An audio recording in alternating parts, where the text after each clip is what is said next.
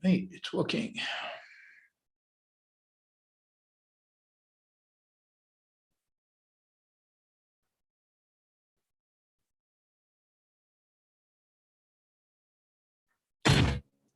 The radical, fundamental principles of freedom, rational self-interest, and individual rights. This is the Yaron Brook Show. All right, everybody, welcome. Welcome to Yaron Brook Show. Hope you're all having a great weekend, Sunday. Sorry, no show yesterday. I wasn't feeling that well, so I skipped it. I'll do one today, tomorrow, and Tuesday to make up for it. Today we've got our contributor hangout. So we've got Debbie and Matt. I think we're going to be joined by a couple of others, but we'll see. I see Jonathan's on the chat, but is not joining the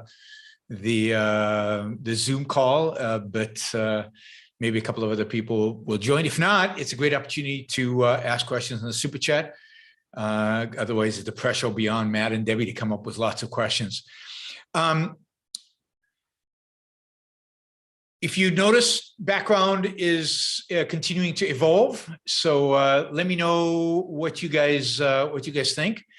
As my books arrive from California, this will start getting filled with books. But for those of you missing David, there's Beethoven, and ultimately there'll be a painting above David, and this will slowly be filling up. But let me know if you like this look. I've got it in focus, myself in focus. There'll be lots of books in the background, and I think it beats a green screen. I think it looks just as good, and more. This makes it more personal. All right, so today, as you know, is an open Q&A. We'll start with Matt and Debbie, and then we'll turn to any super chat questions. Florida Nick, thank you. And Ryan Ward, love the studio, more money for the balcony show. Yeah, when I do the balcony show, you'll know that we finished the renovations, and that'll be reason to celebrate, because right now my balcony has one of these big machines that cuts tiles as they lay tiles on the floor. So when that is all done, we can. So Sam says I need more brightness on my face, so we can adjust. Let's see. Okay, that's not it. Let me see. Yeah, tell me if this is better. We can adjust. We can adjust the lighting on me. I've got these Wi-Fi lights, and I can just on the desktop. You can move things around and get more light or less light. So let me know if that's enough light. All right. Let's start with now.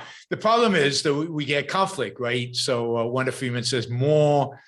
Ryan says perfect. Right? If objectivists could only agree on something, just something, it would be good. All right, Matt, you're up first.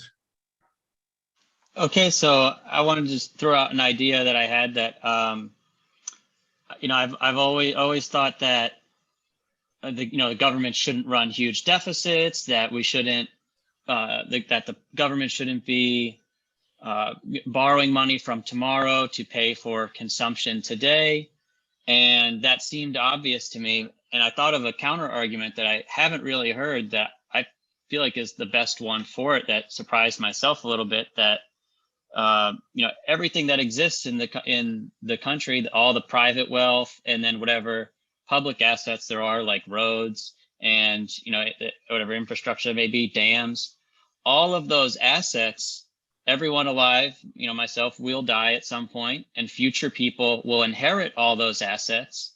So maybe it is fine that there's some degree of liabilities that go with that. Why should myself being, I feel like I'm still a winner now, that the assets that I have access to exceed the liabilities of whatever it is, like $90,000 per person of government debt or something like that, because all the assets will be inherited by future people.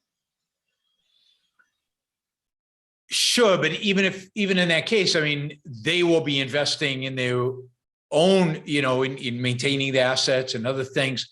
But the broader question is, I mean, the government shouldn't be funding these things at all, right? Private enterprise should be funding them. And so let's think about what would happen on a private funding. And I think if the government shouldn't be different, right? If the government takes over something like, I don't know, funding pipelines or something, and we shouldn't hold it to a different standard than we do. So the private sector certainly would have debt, right? But you wouldn't be paying for that debt, right? Your taxes you wouldn't be obliged to pay for that debt. The problem with funding this stuff by taxes is whether you use that pipeline or not, whether you live in that area or not, whether you are benefiting from it or not, you have to pay for it through your tax code. So the government shouldn't be doing it, period. And I think in a proper government, even for wars and things like that, and you could argue, well, multiple generations benefit from the war because if we win, right, it maintains freedom for them. It's still the case that the government shouldn't be using funding for people who haven't made a choice with regard to that funding.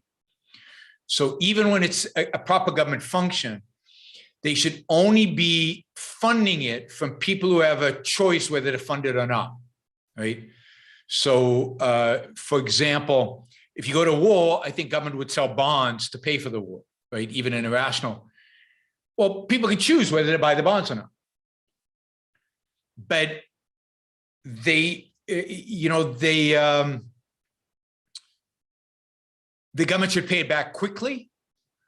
And so that only the people who are, in a sense, approving of this war, saying this war is okay,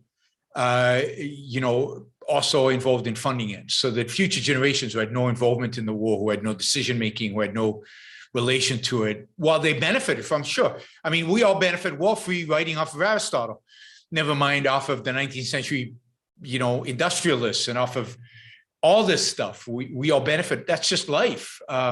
So I don't think we should have to pay for all that just because we benefit from it. So I don't think the fact that you're benefiting from it is a reason to have to pay for it. That makes sense? Yeah, I get that. And today, the level of debt, it's just unimaginable that anybody would be able to pay it back. It's hard to imagine how you would pay back the level of debt that we're taking on right now. And if you include the unfunded liabilities, without dramatic restructuring of entitlements, the kind of debt we're taking on right now is, I don't know. I can't imagine how it would ever be paid back. Yeah, I've just been thinking about it a little bit more. I think one of the things you got at was that you can't trying to make a principle out of it, as opposed to just finding, one or two cases where it's less bad or so. Yeah, making it into a broader principle, definitely. Yep. I think the Constitution should ban the government from taking on any kind of debt beyond, other than an emergency, which should be paid back as quickly as possible after the emergency. Oh, don't get me started on states of emergency, and that's a never-ending thing in it has California. To be objective. Yeah. Well, California is running a surplus. At least California is running a surplus vis-a-vis the federal government, which is running a massive deficit. Right? Partially because the federal government keeps giving money to California, and then California has extra money, so they start paying everybody's rent. I don't know if your rent is paid, Matt. Probably not. You probably make too much money. Stop making so much money. Yeah, all those articles about rent being repaid, they always leave out. So I'm actually in that industry, and they never tell the whole story, and they never tell that.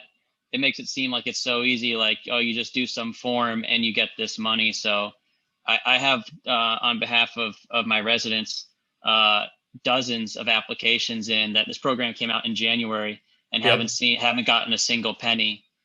Some of them, there's different cities and counties that run their different programs. So some pay out, some don't, but a common theme, which is that most municipalities have only actually dispersed 5 to 10% of their allotted funds. So it's just your whole life gradually becoming the DMV as every little industry, as rent payment becomes socialized, it's going to be, going to the DMV for that. And that's going to be everything, because as the government gets involved in more and more of our lives, everything becomes the DMV. That's a good way to think about it. And the pain of going to the DMV. All right, Debbie. Hi, Ron. Hey. I like your background.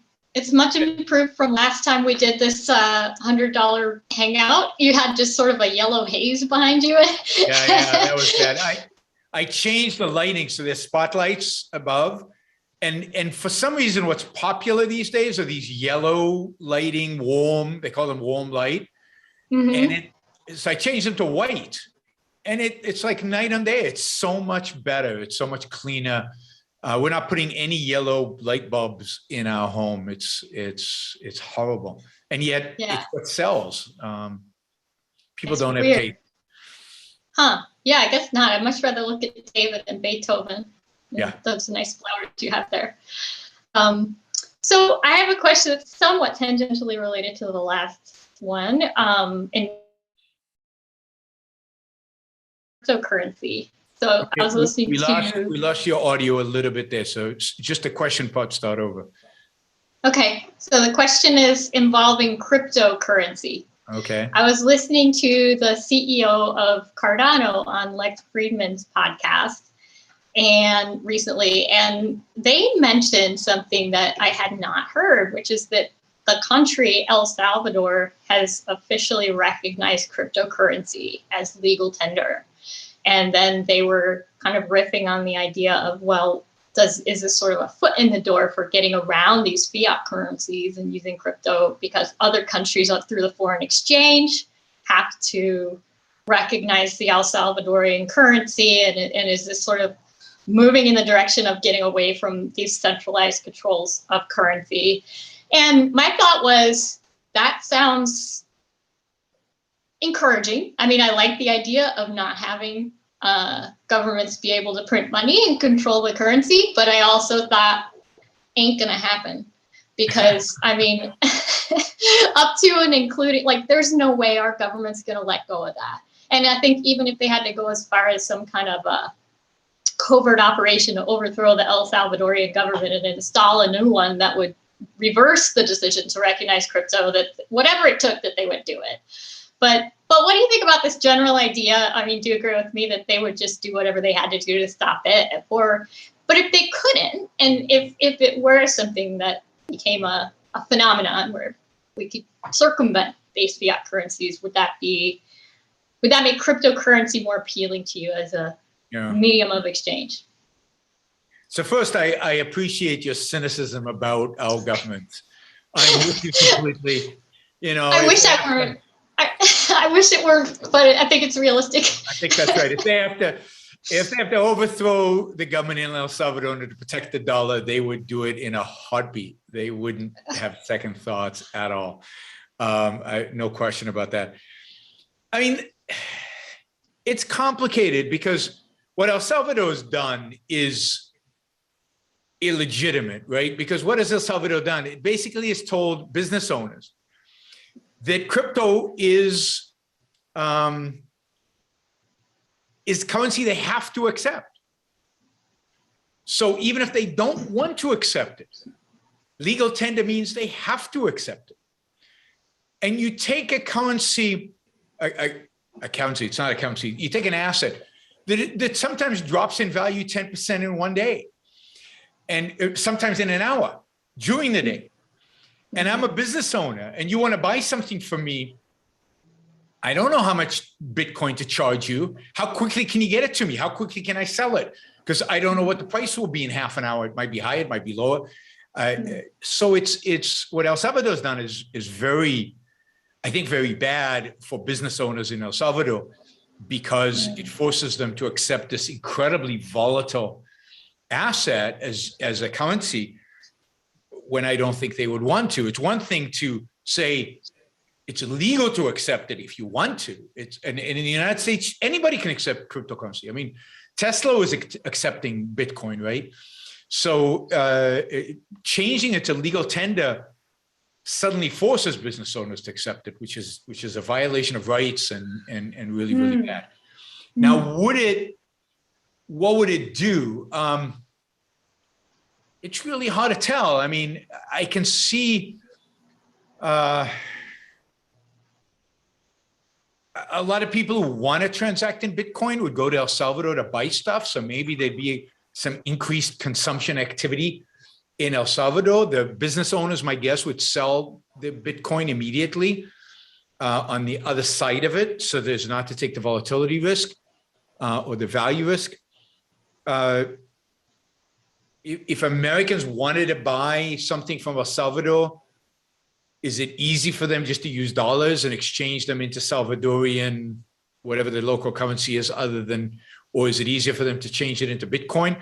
My guess is it's much cheaper to buy the local currency, to buy the thing that you want to buy. I'm not sure why anybody would, again, take on the exchange rate risk is much greater with Bitcoin because of the volatility, whereas the dollar El Salvadorian currency, the change in value of currency is probably very small, certainly on an intraday basis. So I don't see how it changes anything. Now, if a big economy did it, and for whatever reason, merchants and everybody within that big economy embraced it, then now maybe you'd get some more stability in the value of Bitcoin because now more people would be holding it. There wouldn't be as much trading of it. It wouldn't be as speculative. Let's say China made Bitcoin their currency. Yeah, you would get a stabilizing effect from that, but El Salvador is too small a case. I don't see, if all of Latin America did it, maybe the increased demand for Bitcoin would over time stabilize it. But Bitcoin has to become a lot more efficient, cheap, and people are working on this, but it's not there yet. Right now, it's too expensive to transact in Bitcoin. It's too expensive to send money via Bitcoin. It's, as I've said before, much easier to use something like Venmo. And now you've got fintech companies that are doing exchange rates. So they're matching buyers and sellers of dollars. Now, I don't know if it applies to in euros and things like that. I'm not sure if it'll apply to El Salvador because, again, how many people want to hold El Salvador currency? Which I should know what it is, but it's one of the few countries I've never been to. So I don't know what the local currency is. So if we're saying the U.S. government, would go so far as to overthrow El Salvador to thwart crypto, then it certainly seems a lesser step would be to take 10 billion, 50 billion, and run a shadow trading desk to keep the price volatile. That seems like that'd be a lot easier than throwing.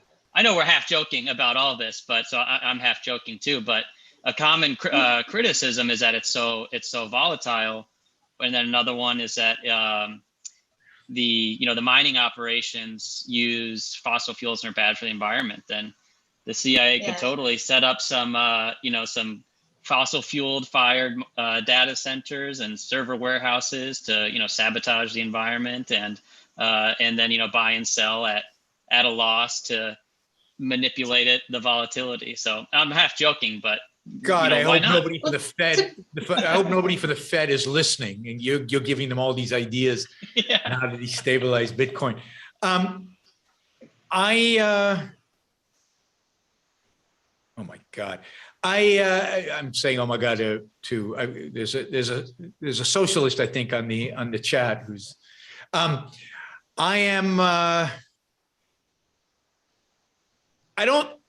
I wouldn't put that beyond the government, I don't think it's necessary, because I think Bitcoin trainers are doing it themselves. And look what's happening in China. I don't know if you've seen what's happening in China, but China is basically kicking out of China all the Bitcoin miners. I think because they're consuming so much of the electricity that China is just having to produce electricity for Bitcoin miners. And for whatever reason, they've decided that's not a good deal for them, or maybe they think Bitcoin is destabilizing things in China. But they're kicking out all the miners, which has caused a drop in the value of Bitcoin. But look, I don't think Elon Musk is a CIA plant, but he might be. I mean, I wouldn't put it beyond Elon Musk or the CIA for that matter. I should tweet that, because that could really go viral. You know, Elon Musk is really a CIA planted to destabilize Bitcoin, so to sustain the U.S. government. It's all a Democratic Party plot that would just take off. There you go. That would take off. Yeah, it's to undermine Trump, so he can't get reelected. Yes, it's undermine Trump. There you go. And it's now you got a viral conspiracy. There's 20,000 subscribers right there. God, that's right. I'd be at 100,000 tomorrow. But somebody's gonna transcribe this and put it up. But they don't have to right now, because of Bitcoin is doing it to itself, and it's natural. Look, it's a new asset class. Nobody quite understands it. The number of people who do are very passionate about it and are buying it like crazy. Even if it's legit, which I don't think Bitcoin is going to be money in the end, because I don't think it can compete. But even if it's legit, until it gets a certain level of acceptability, it's going to be volatile, and it's not going to serve as a medium of exchange. So all of this is just a natural evolution. I think much easier than that is going to be what the Feds have already started doing, right? They've already announced that they're considering that if you do a transaction in Bitcoin that is larger than $10,000, you have to report it. Just like if you do a cash transaction, like if you do a cash, if you bring $10,000 to the bank in a suitcase, right? In $100 bills or whatever, the bank has to let the Fed know that you did it, right? If you come into the United States and you have to fill out a little form, U.S. citizens have to fill out the form, or you do it on the little computer. One of the questions is, do you have more than $10,000 in cash on you? And they can stop you and search you and confiscate the money if it's more than $10,000 and you haven't let them know. So the government wants to know about any movement of $10,000 cash. Now they want to know, and they've already indicated, they want to know movement of $10,000 of Bitcoin. Now that takes away anonymity, which is the biggest value of Bitcoin. And now how did they match? How would they check on this? I don't know, but how did they check on cash? They'd have to literally search you. The next steps are regulatory steps, and they're just going to regulate the thing so that they keep raising the cost of engaging in it till they wipe it out. That's going to be the long-term strategy if they view it as a threat. I think right now they're not yet viewing it as a threat. China is, obviously. That's why they're kicking out the miners. And the U.S. might at some point, right? But they don't view it as a threat yet. Otherwise, you'd see a lot more regulation coming down the pipe from the Fed. Yeah, and they can just criminalize more and more of it, regulate and criminalize, and exactly, and then just raise the risk factor. I don't own any Bitcoin or any crypto or anything I have too much to lose, and I can't screw around with that for a marginal benefit maybe. So it's pretty shocking how fascist they are with like monitoring all of the movement of money and everything. It's essentially illegal to have any kind of privacy in terms of financial dealings that have nothing to do with the government. And by the way, one of the reasons that some countries in Europe are trying to ban, they're basically trying to get rid of cash. So they want to make it impossible for you to use cash. They want to basically make everything electronic because they can monitor everything electronic. They can't monitor. If you walk into a store and pay cash, nobody knows you bought what you bought. But every time you pay a credit card with a credit card, there is a permanent record that you paid, you bought something. If there is no longer any cash, if cash disappears, they have access to every transaction you make, and privacy is completely out the window. Now, there are efficiency reasons to get rid of cash. Cash is inefficient. You have to lug it around and so on. I don't like using cash, but if you care about privacy, and the more you care about privacy, the more you want to use cash. And certain, like in Scandinavia, certain countries have made it have introduced proposals to make it very difficult to use cash. The other issue about privacy is when you pay cash, and this is a big part of their excuse for doing this, that's how you get around tax regulations, right? If you buy stuff with cash, they can't monitor you. So you could, they can't tell if you're living beyond your means in a sense, which is one way they catch tax evaders. So, but if everything is electronic, now they can go after you. Where did you get this money? How could you afford a Porsche? You don't make enough money for a Porsche, so you must be in the black market. You must be doing something, or you haven't declared some taxes or something. So, this is the state trying to monitor our behavior so that they can control us and they can take our stuff, and they're getting very good at it. And the whole argument about Bitcoin is that it would allow us to avoid state control. And that's exactly why the state won't allow it, right? That's exactly why the state is going to come after them and stop them. So if I think the only value that Bitcoin has, right? The only real value Bitcoin has is anonymity. Right now it's at $30,000 a Bitcoin, right? I think that's the latest, 32,000, something like that. And that means that that's how much people value anonymity. What they're paying for is anonymity. What they're paying for is the ability to do things that are either illegal or they just don't want tracked. I think mostly illegal because it's very expensive, again, to trade in Bitcoin. So it's people who want to do illegal stuff are the ones who are setting the marginal price of Bitcoin. And I don't see in a free market why Bitcoin would have value beyond that. And of course, in a free market, there's very little that's illegal in that sense in terms of buying and selling. So what would be the point? Right? All right, so let's do a couple of Super Chat questions. We got a lot of Super Chat questions, but like people are milking their dollars. So we've got a lot of small dollar ones. So let's do a couple of the $20 plus. Real Mr. Meatball. What are your thoughts on the Nord Stream pipeline? Pipeline.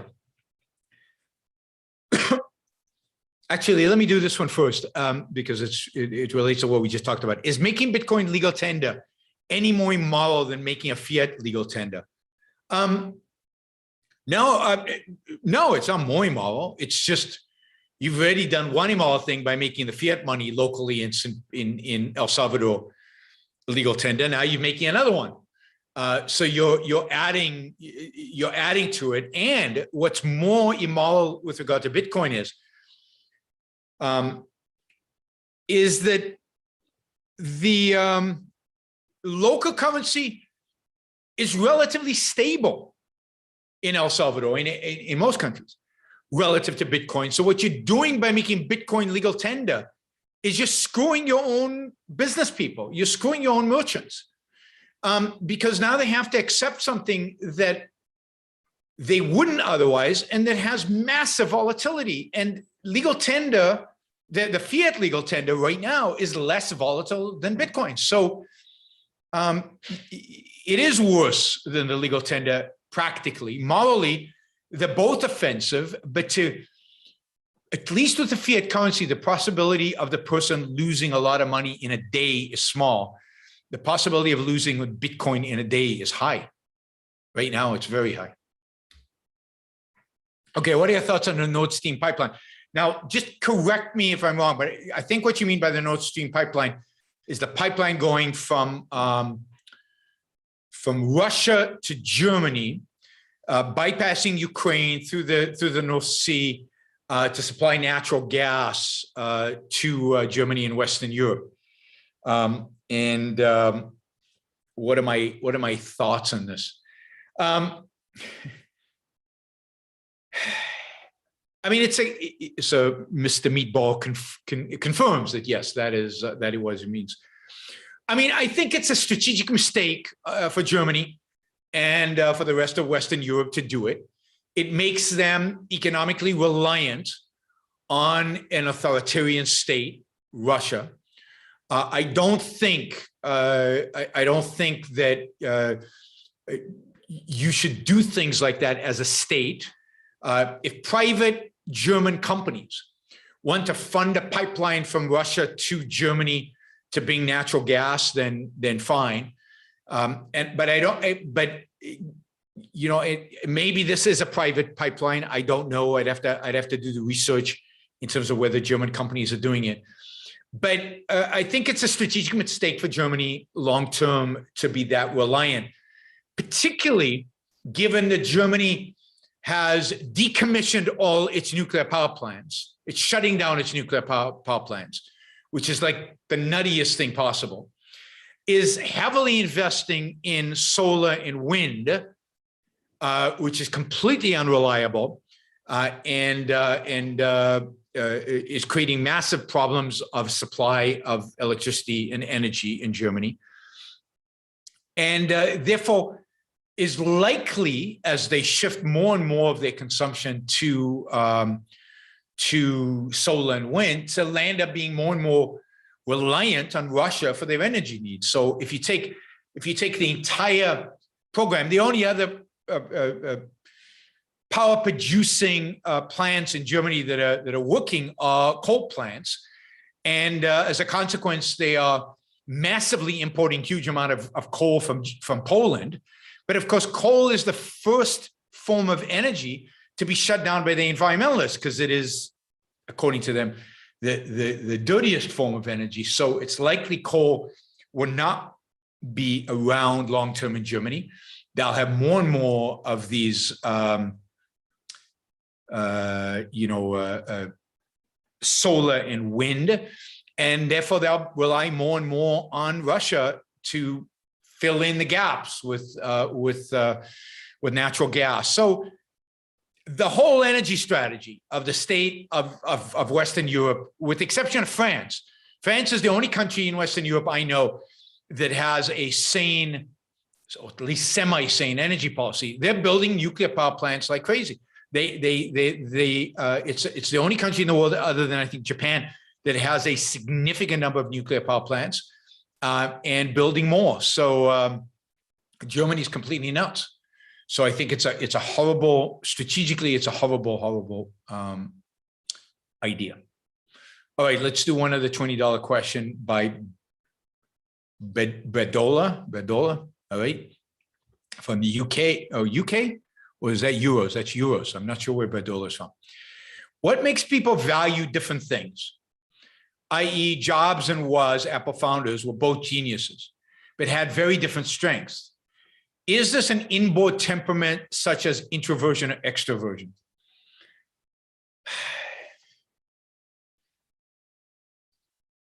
Some of it's probably inborn. Certain inclinations, certain abilities in the raw form are probably inborn. Certain abilities, again, in raw form, are inborn.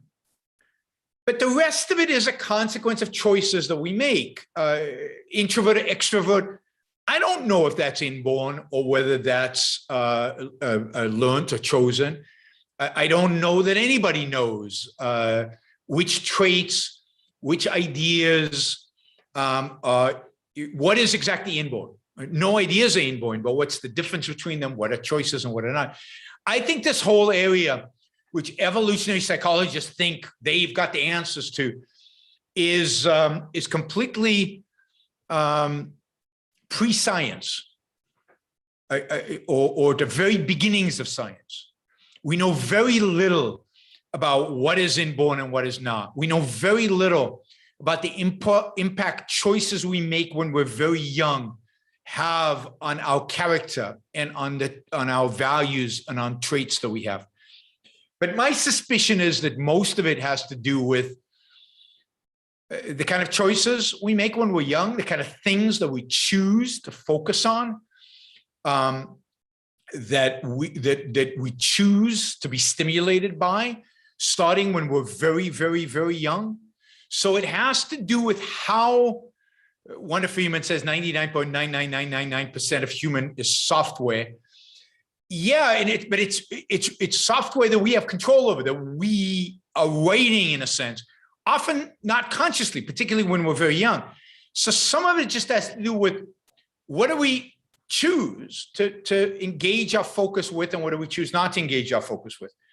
So the kind of the things we value differently are built on the things that we have engaged with, the choices we've made, the things that we focus on while we're young and a child, until we become really conscious. And you really see it.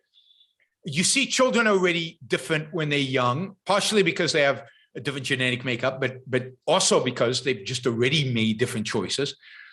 But they only really become aware of the choices they're making fully when you start, sometime in your teen years is the only time you really start thinking fully and start thinking about your choices and introspecting about them, and doing those kind of activities. But at that point, much of the foundations for your character have been set. And then it's what you do in your teen years that really builds up and fleshes out that character and makes it real. All right. Let's go back to Matt. The $20 questions get priority, guys. So we've got a lot of below $20 questions. I've done all the $20 questions so far. But okay, Matt. So kind of staying on topic about the nuclear power thing. Yep. For the last 5 years, I read my local newspaper every week on the weekend issue, I think the Sunday issue. They have 10 local economists. They're like professors or a business person or a consultant, or they call them economists, and they ask them some question, and it's a yes or no question, and then they give a little blurb. And I can't remember ever hearing in 5 years a single thing good said about nuclear power. And then today, in the most recent one, the question was, is California, it's the grid, too reliant on renewable energy? And like there are 4 out of 10 had a positive mention of how nuclear power, new nuclear, should be part of the discussions of if you're serious about greenhouse gases. And these are all just like either from in standard political jargon, just either to the left or progressive or moderate, maybe some of them. So I don't know if there's like some memo that got out that said, okay, it's approved now, we're allowed to start talking about nuclear, or we can say some good things about it. But we've gone from 5 years of only bad to, in the same day, 4 out of 10 economists are giving some sort of thumbs up on it. I definitely think there's been a movement over the last few years that's become more positive about nuclear, partially because anybody who is honest and who thinks climate change is an issue, and I know some people think that's impossible, to be honest, and to think climate change is an issue, but I think there are a lot of honest people who think climate change is an issue, also realize that the only solution, if you're worried about fossil fuels, is nuclear power. There is no other solution, period. And I think that has become more and more and more obvious to the better people, to the more honest people. I was just listening to John Cochrane today, who is one of my favorite economists. I talk about it a lot. And he thinks climate change is real. He doesn't think it's imminent, or catastrophic imminently or anything. Imminently existential. Yeah, he doesn't believe that. But he said, the only way to deal with climate change is through nuclear power. I mean, it was obvious to him. It wasn't even a question. So I think that is dawning on people. I think there's been a lot more press about nuclear power that's positive. I've seen just in like the science engineering kind of press, there's been a lot more discussion about about new nuclear power plants being built, about new technologies, new startups being started. And then I do think there's the Bill Gates effect, right? Bill Gates is the last 2-3 years, it's been commonly known that he's heavily invested in this one nuclear power startup. There was about to build a sample nuclear power plant in China, and the Trump administration banned them from doing it because of technology transfer or something. They didn't want China to be beneficiary of this. And now it looks like the Biden administration is approving their ability to build a sample nuclear power plant in Montana, I think, that they're transforming an old coal plant into a nuclear power plant. And it looks like they're going to start construction this year with the idea that it'll be finished by 2025, which is really fast for a nuclear power plant, but it's a smaller plant, produces less energy, but also it recycles everything. So no waste and relatively cheap. And so I think the fact that he has talked about it, the fact that there's real venture capital money flowing into it, I think all of that has come together to make it more acceptable. It's still true that on the left, particularly among the environmentalists, maybe it's in Wyoming, not Montana, one of those states, among the environmentalists, it's still not acceptable at all. But yeah, I think that's one area where there's probably movement towards the positive in accepting it certainly among the rational people out there. Yeah, I think I saw the tide turned, today. I think the writing's on the wall now for it to pick up positive momentum. Yeah, I mean, the Scandinavians, I think it's Finland. Finland is building has just built this massive nuclear power plant. I mean, so Finland and France, I guess, Finland's another European country, where they're going full throttle ahead with nuclear. They're not waiting for the rest of the world. They don't want to be dependent on natural gas from Russia. They don't want to be dependent on oil from the North Sea, from Norway, because there's some reason to believe that the Norwegians are now really investing in new fields up there, partially because it's state-run, so they're not that forward-thinking, and partially because they're fundamentally anti-fossil fuels, and then they're drilling for fossil fuels. So the Norwegians are kind of torn.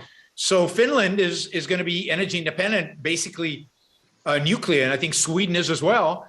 Somebody says, Wanda Friedman says Sweden is as well, because they don't want these dependencies, and they realize that this is the rational, technologically sound. This is the future, and one of the sad things is that the U.S.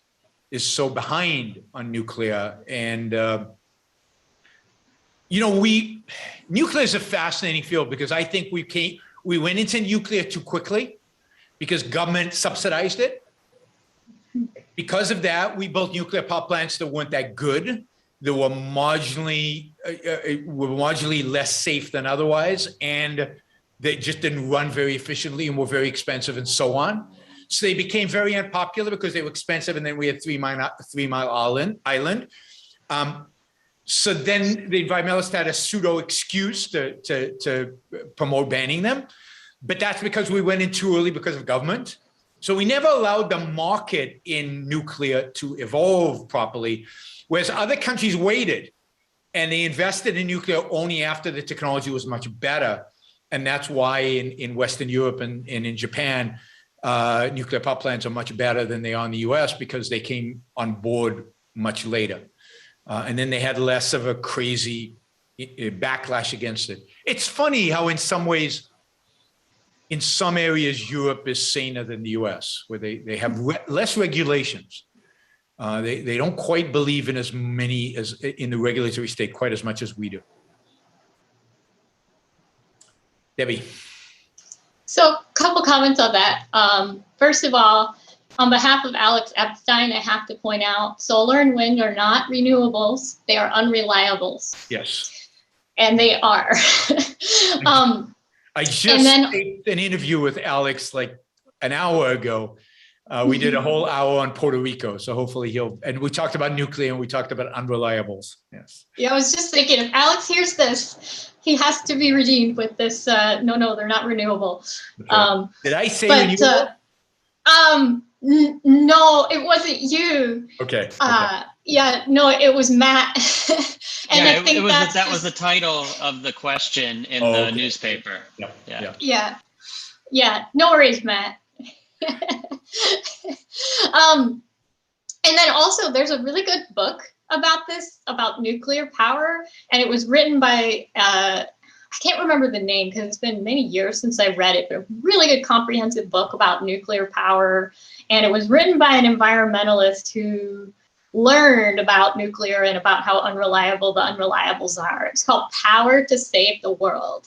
So they talk a lot about the history of nuclear power and why people are so afraid of it. And then also why the wind and solar are absolutely not any kind of a path towards an industrial civilization. So it's really great. I don't know why it didn't get more exposure. Well, no, I do actually, probably because it was written by an environmentalist who, kind of saw the light on that and realized that it's not, solar and wind aren't going to get us anywhere good. So anyway, the comments on that. But my question is, I have a two-part hypothetical question for you, Yaron. Okay. It's about this this theory that COVID came as a result of a lab leak in China. I don't know if there's ever going to be a definitive answer on that, but I thought it would be interesting to consider. The part one of the question is, what do we think would happen if that were found and proved to be true? And what should happen if we were living in an ideal society as a response to the fact that China inadvertently, most likely not purposefully, caused the global pandemic? Yeah, so the inadvertent part is important, right? So it's if it caused it purposefully, or if the lab in question was a biological weapons lab and it leaked from a biological weapons lab, then I think that would be different. That would be much closer to war than what probably happened, which is it's hard right now. On the chat, they're saying it's 95% lab, but they don't know which lab. It's pretty clear that if it was a lab, it was the lab in Wuhan. It's the only one that would do this kind of work, at least that we know of. It's where the pandemic started and so on. But I don't think it's 95% yet. I think we swing from 0, now it's 95. I don't know that we have enough knowledge to be able to tell, but it is a good question. So I don't know that we'll ever know, but what will happen and what should happen? What will happen? Nothing. In the world in which we live, nothing will happen. People will make a lot of noise. They'll condemn China. They'll say that this type of research should be banned. Maybe they'll make noises about kicking China out of the World Health Organization, but they won't.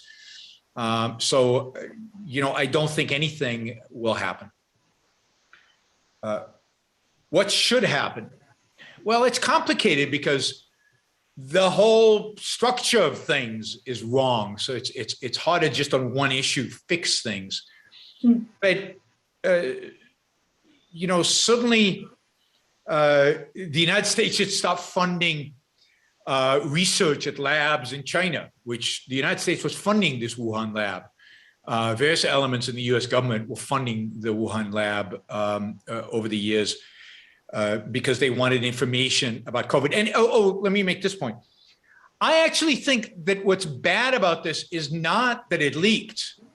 Leaks happen, mistakes happen. What's bad about it is the cover-up, right? If it's found out that it leaked and the Chinese covered it up.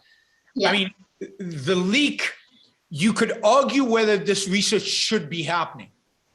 And I mean, there are arguments either way, but it's very dangerous research and you better know what you're doing. And the fact is that similar research done on viruses has caused leaks in the United States labs, less infectious viruses. So we didn't have major catastrophes, but it's really easy for it to happen.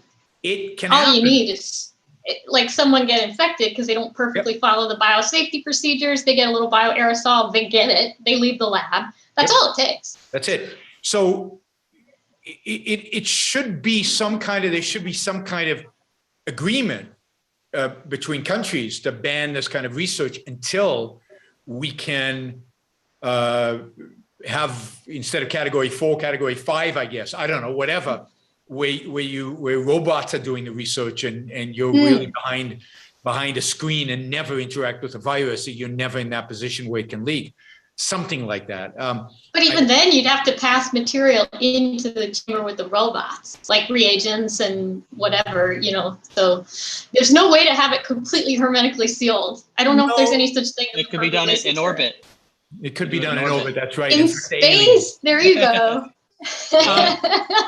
I don't know. I'm not. It doesn't have to be 100%. Nothing. Very little in life is 100%. But there needs to be a certain standard that is obviously higher than what it is today because these things are leaking. And it's not just in China. But the cover-up is completely unacceptable. And the cover-up should be punished. And in the world we live in today, but I think for a variety of reasons, the United States should withdraw its, withdraw diplomatic ties from China, withdraw its ambassador. I think just on what China is doing in Hong Kong, the United States should do this.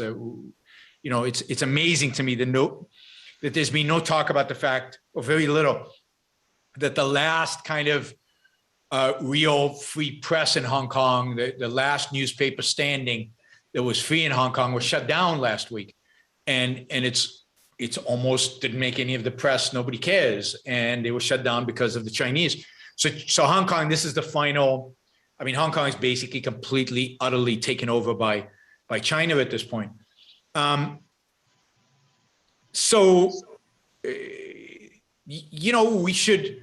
shouldn't be part of the United Nations. They certainly shouldn't be in the Security Council.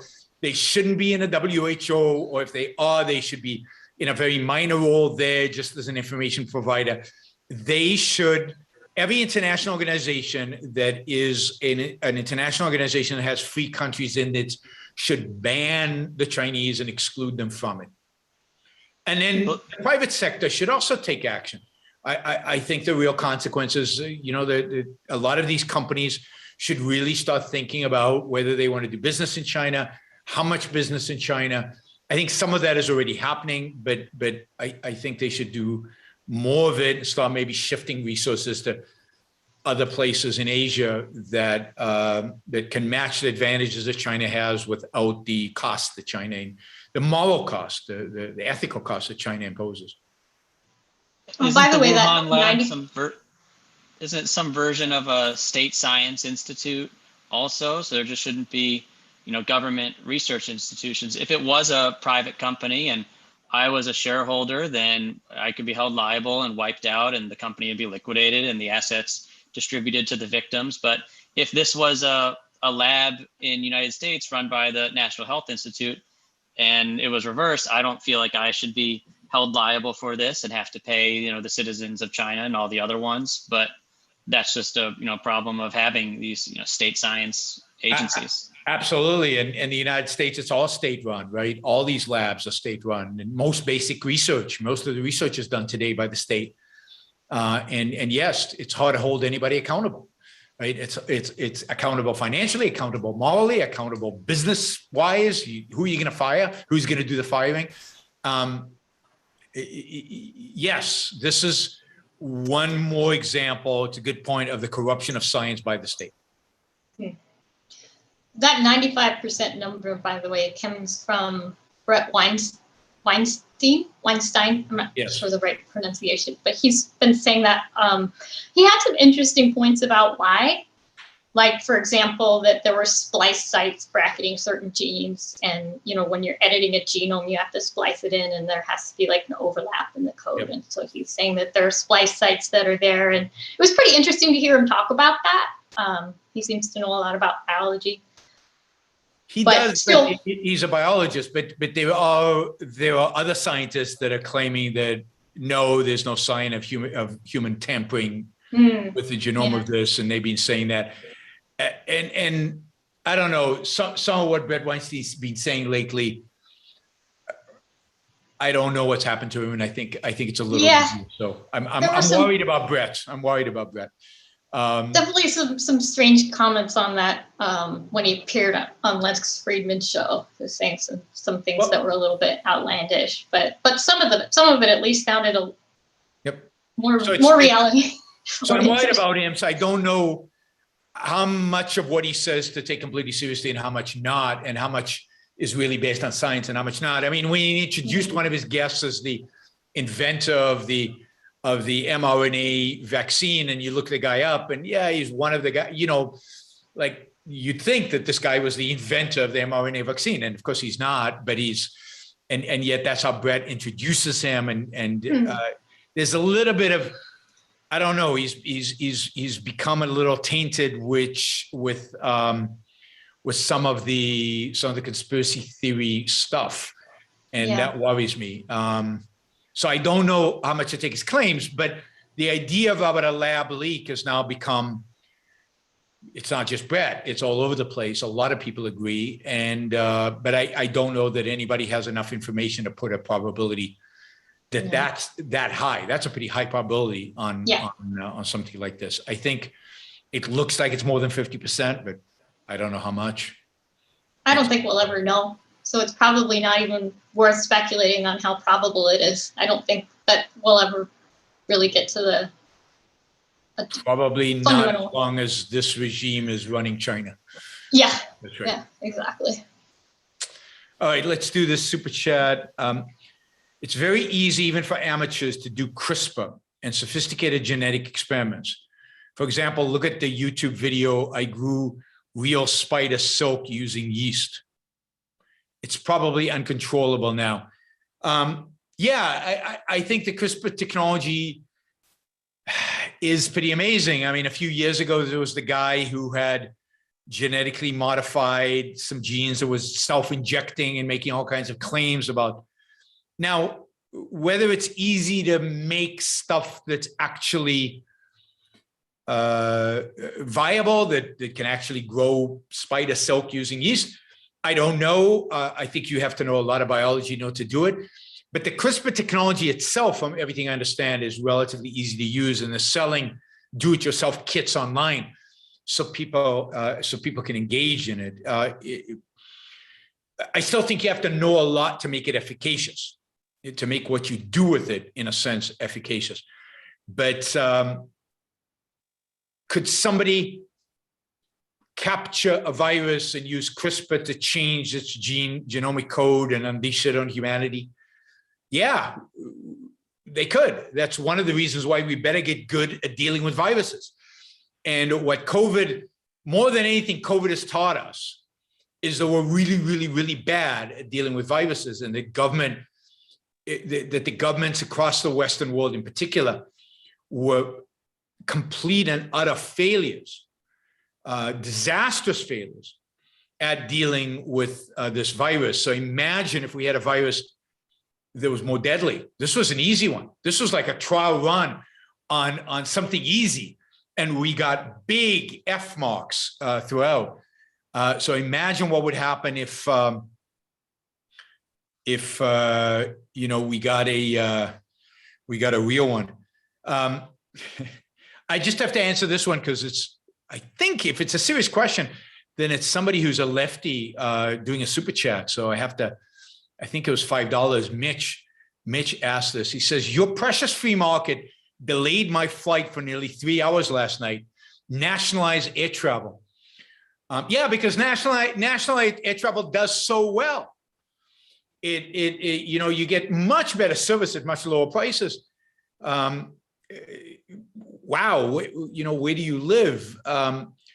National airlines are the first ones to have gone bankrupt at any crisis. Most of the national airlines during COVID went bankrupt. Most of the national airlines went bankrupt way before COVID. There's not a single national airline out there that can actually compete. National airlines like Alitalia have all been sold, not because the government suddenly discovered free market capitalism, but because the airline went bankrupt and they couldn't afford to keep it. National airlines are you know, historically and for every perspective, unbelievably inefficient and badly run and disasters. Try flying Aeroflot. It's one of the few airlines in the world that I won't fly on, not because of ideological reasons, but because I don't trust them. Those are the you know, it's a national airline of Russia, and I'm afraid that it'll fall out of the sky. Or go back to the days of regulated airline flight in the United States, where you couldn't afford to fly. It was so expensive. So you were delayed 3 hours last night because of a flight. Now, I would argue that a lot of the delays you're seeing right now are caused by government, and the cause was the lockdowns.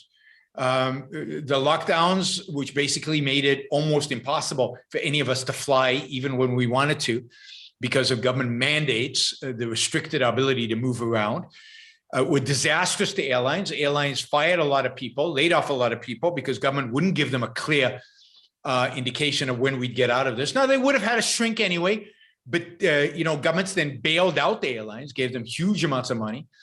So the combination of bad government signals, bad government planning, government mishandling this COVID crisis completely from beginning to end resulted in the airlines coming out of the crisis understaffed and basically in where they can't cope with the now increase in number of flights. American Airlines is struggling, as you know, more than Delta and United right now, to just keep up with the volume of flights now that we're, quote, allowed to fly again. The nice thing about a national airline is they could just get the government to ban us from flying, and they could match demand and supply perfectly just by government fiat, by telling us where we could fly, when we could fly, how much we were allowed to pay to fly, you know, what vacations we were allowed to take and what not. I mean, it's, yeah, government airlines gives the government so much more control of our lives. And that's all we need right now is more government control of our lives. All right, let's do a few quick ones. I was in South Philly this weekend. It's a dump, but it has a lot of character and spirit. I hope it doesn't get gentrified. Fine, you can hope all kinds of things as long as your hopes do not get translated into coercive action against the people who would like to gentrify it. There are a lot of beautiful, beautiful places, a lot of amazing places around the country that exist because of gentrification. And of course, by not gentrifying South Philly, you're denying the current owners of property in South Philly with the rising real estate prices the gentrification would bring. You're denying them the ability to make money off of their property. You're denying the yuppies that would move in the ability to buy cheap and make better. And I mean, it's just, yeah, I mean, I hope lots of things happen, but your hopes should have no political meaning when it comes where in order to make your hope a reality, it involves violating other people's rights. What age was your first kiss? First kiss. Why did you care first kiss? was probably, I mean, it wasn't much of a kiss, but it was probably at 12, and it wasn't repeatable, and it wasn't that interesting. Maybe 12 or 13, something like that. Yeah, I don't know. I mean, wow, these are is getting a hand job on an airplane immoral and a violation of property rights? I mean, yeah, in a sense that, you know, there's a contract that there's an implicit contract, you know, that probably says that by boarding an airplane, you agree not to engage in sexual activity on the airplane. Yes, probably a violation of a contract. Is it one of the more egregious violations of the contract, of any contract, one of the more immoral things you could do in the world? No. So it's primarily because the airplane, the provider, morality is not about somebody getting hurt. The morality is about doing something that you committed to not doing. And I think there's probably something in your ticket, terms of service, that you are committed not to engaging in sexual activity on the plane. You shouldn't do it just because of that. But if you do it, you know, and you don't get caught, who cares? And what you do have to accept is if you do get caught, there might be a penalty involved, and you should willingly pay the penalty. Can you update us on the debate with Sam Cedar? I need to clear my schedule so I can dance on his grave after you bury him. Debate with Sam Cedar. So Sam Cedar is a well-known leftist. I've commented on a few of his things on my channel. I got an email from him yesterday morning inviting me to come on his show to basically debate him and I guess his staff. I immediately emailed back saying, yeah, happy to. Let me know when is a good time. And I haven't heard back. So I don't know when, under what circumstances, but it'll probably be me going on his show to do the debate. We'll see if and when he gets back to me about a time. I will let you know once I have the time and place and everything else. So that it should be interesting. It should be fun when it happens. Of course, don't forget that I am debating Richard Wolff, the Marxist economist at University of Pennsylvania, on October 13th. So if you live in that area, please come and join the audience. All right, Dave asks, other than objectivist intellectuals, everyone is basically useless. I don't think that's true. While the rest of the culture is debating the validity of arithmetic, we're discussing calculus. Yeah, but there's some good people out there. I mean, doing good work on particular areas in particular fields. I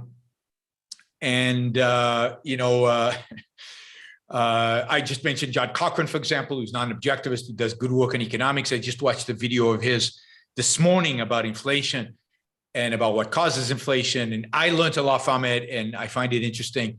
I'm trying to get my head around completely his theory about inflation. It's different than the traditional theories of inflation. So yeah, there are people doing good work that is interesting. All right, you guys need to spend more money on SuperChat. We're 243. Remember, our goal is 400. A lot of questions, but like at $5 and $10. Okay, let's do this, and then we'll go back to Matt and Debbie.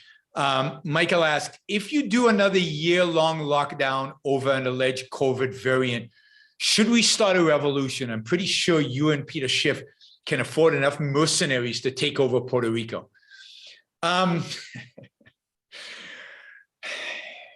I don't know if the United States would let us take over Puerto Rico. I mean, would they send in the Marines? Because in that case, I can't afford enough mercenaries to take over Puerto Rico. I don't know if they do another year-long lockdown. I definitely think there should be a revolution. But it's not, a revolution is not tenable. I think there are lesser reasons to have a revolution. I mean, I think what the government is doing to us almost every day is reason enough for a revolution. If you look at the Declaration of Independence, one of the wonderful, wonderful things about the Declaration of Independence is not only did they declare a revolution, not only did they state the moral principle on which they are declaring the revolution and the moral principle on which they will found a new state, but then they give you a list of the grievances, the reasons, when a people reach, when this is done to the people, you know, it is legitimate for them to revolt. You go over those grievances, and every single thing King George did is being done to us today, but worse and more. I mean, the founding fathers didn't like that there was a stamp tax. A stamp tax. We have a sales tax.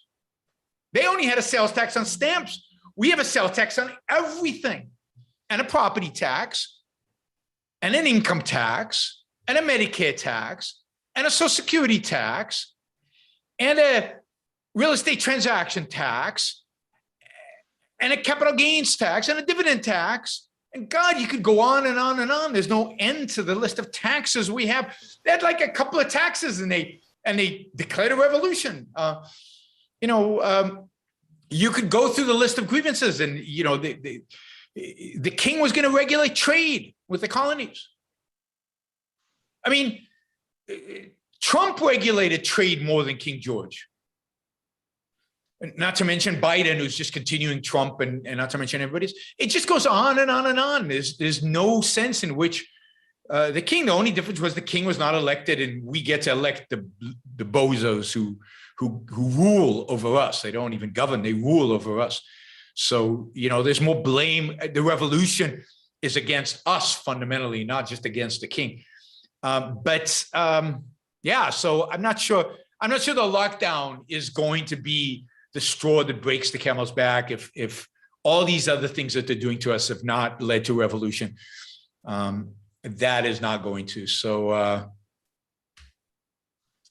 I don't know. I mean, just think of the fact right now that what 60% of Americans are vaccinated now. I think at least one shot, maybe two. People who are not vaccinated chose not to be vaccinated. Why does anybody care about them? Why isn't the entire economy 100% open? Why do we wear masks on airplanes? Delta variant, probability of you getting the Delta variant if you've been vaccinated is tiny. And if you do get it, it's probably like getting the common cold. The number of people dying from COVID after being vaccinated is, for all intents and purposes, zero. The only people dying right now of COVID are people who are unvaccinated.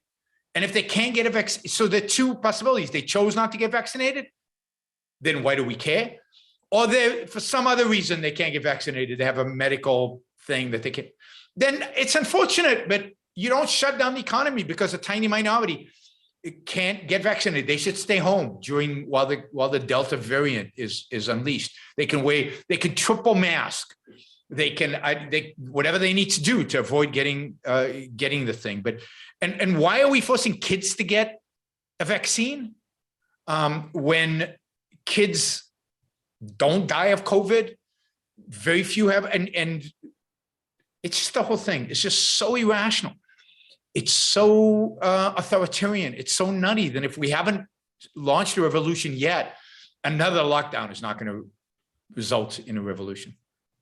All right, we'll take this one because it's a $20 one. What is your definition of individual rights? How does it relate to children and animal rights? God, just ask me a $20 question that requires a 2-hour answer. E.g., gorillas which seem able to communicate with us, and relatively recent ones like rights, like right to be forgotten, a right to repair. I don't know what that even means. So to have a right, you have to have the cognitive ability to understand what that means. So I don't care if as a species, I don't care if gorillas can communicate at some minimal level. They cannot abstract. They have no ability to form abstractions. And therefore they have no rights. Rights are a feature, a protection of a cognitive being, a being that requires the mind in order to survive. It is a measure instituted in civilized society to protect, it is an idea to protect the ability of individuals to use their mind to choose the values necessary for their survival, free of coercion, free of authority, free of force. So rights are a moral concept, not primarily a political one. And they identify the fact that in order for human beings to thrive and survive and succeed as individuals, they must be free of coercion. That's not true of gorillas. It's not true of chimpanzees. It's not true of dolphins that supposedly have larger brains than human beings on a gram by gram basis or whatever. None of those species require for their survival the elimination of force from society, partially because whether they use force or not is completely deterministic for these animals, in a sense of they don't get to choose, right? Whether they eat their young or whatever. Human beings can choose to become violent, can choose to, so those who choose violence need to be dealt with, right? And government is instituted to make sure that those people are dealt with. And you have a right to self-defense so that you can protect yourself from them. So rights are the recognition, rights recognize or sanction your freedom of action, the freedom to pursue the rational values necessary for your survival and for your thriving. So rights are freedoms of action. They basically say that nobody can coerce you, force you to do what you don't want to do. So there is no right to food. There's right for you to buy stuff if you can afford it at a grocery store that's willing to engage and trade with you. You have a right to buy a plot of land and to grow your food for you, whatever food you want. But you don't have a right to take somebody else's food. You don't have the right to take somebody else's stuff. You can't have a right to somebody else's stuff. You can't have a right to repair. A right to repair makes, you have a certain, you buy something from a service provider and you have a certain contract with it. And you can negotiate to have your stuff repaired for life, or you can negotiate not to have it repaired for life. It's up to you and the person who sells it, your stuff. The state has no involvement in that. You don't have a right to somebody else's labor, to somebody else's ability, to somebody else's mind, to somebody else's production. You don't have a right to force them to repair stuff that you agreed didn't have to be repaired when you bought it. What is it? A right to be forgotten. The right is not to be forgotten. The right is you should have a right to your information. But once you agree to sell that information or to give it away to somebody else, then it's somebody else's now. Let's say, now, so it depends on the terms of service under which you gave up your information. If Facebook says, give me your birthday and your account numbers and all this stuff, and I'm going to sell it to whoever gives me the most money, and you agree to that, you still give them the information, then it's not your information anymore. You sold the right to use it to somebody else. And you can't demand that it be forgotten, that it be erased. But if when you sign up for Facebook, they say, give us this information and we won't release it to anybody, now you should be able to sue Facebook if they do. And it's up to you to do it, right? They violated a contract with you. You need to go after them. So those are voluntary contractual issues. The proliferation of rights is an abuse of the moral concept of a right. A right is a freedom of action. You can't have a right to stuff. You can't have a right to somebody else's stuff. You have a right to act in pursuit of stuff, an act. A right to, even a right to property is the act to create and to use that property as you see fit, not to the stuff itself. All right, one more. I think the rights as part of a rational, I think of rights as part of a rationally derived social contract. People who believe in animal rights seem to assume God or nature define absolute rights. I don't like the idea of a social contract, partially because contract is something generally you voluntarily engage in and you participate in, or you engage in some act that generates an implicit contract. Just being born can't generate an implicit contract. You don't have the cognitive ability. Now, how does it, he asked, how does it relate to animals and children? Animals don't have rights, period, because they're not cognitive beings. They just don't have rights. So there's no political, the government has no role in how we deal with animals. It's a moral question, how we deal with animals, not a political question. Children is a very complicated issue beyond the scope of a Q&A. I'll just say that in a sense, children have all the rights, but those rights are held by their parents in a sense as guardians, right? They are safeguard, they are responsible for those rights. So they're not, and responsible is not the right word. There's a sense in which the parents are holding them in trust for the child. So because the child can't make decisions, but as they make more and more decisions, as they become more and more cognitive, they have, or more and more of their rights are then protected by the government, not just by their parents. So it's the whole issue of children is a complicated question, but it is, they do have rights. It's just that they are not, their relationship with the government goes through their parents in terms of the protection of those rights. Yes, I mean, the confusion about rights stems from the natural rights tradition that claim that God implants the rights in you, that they're just somehow there, and where there is no rationally derived basis for those rights. It's our job to give rights a rational foundation so that they can be undermined, as they have been by both left and right, because they're not grounded in a rational moral code. All right, let me remind everybody to like the show before you leave, give it a thumbs up before you leave. There are like 59 likes right now and 110 people watching live right now, so we should be over 100. Don't forget to share it. Don't forget to support the show on YaronBrookShow.com/support, or on Patreon, Subscribestar, or Locals. Matt and Debbie are monthly supporters of the show at $100 or more. So thank you. One of the perks is to participate in these video Q&As if you do it at $100 level or more. So please do that when you have time. Thank you for all the Super Chat questions and all the Super Chat supporters. We're at $280. We need at least $120 more to get to where we need to be. I moved the desk, and when I move the desk, the camera moves, and that creates the out of focus thing. But the camera is not out of focus. It's primarily focused on me, and there's a little bit of depth of field effect. So the book's a little bit out of focus, but not.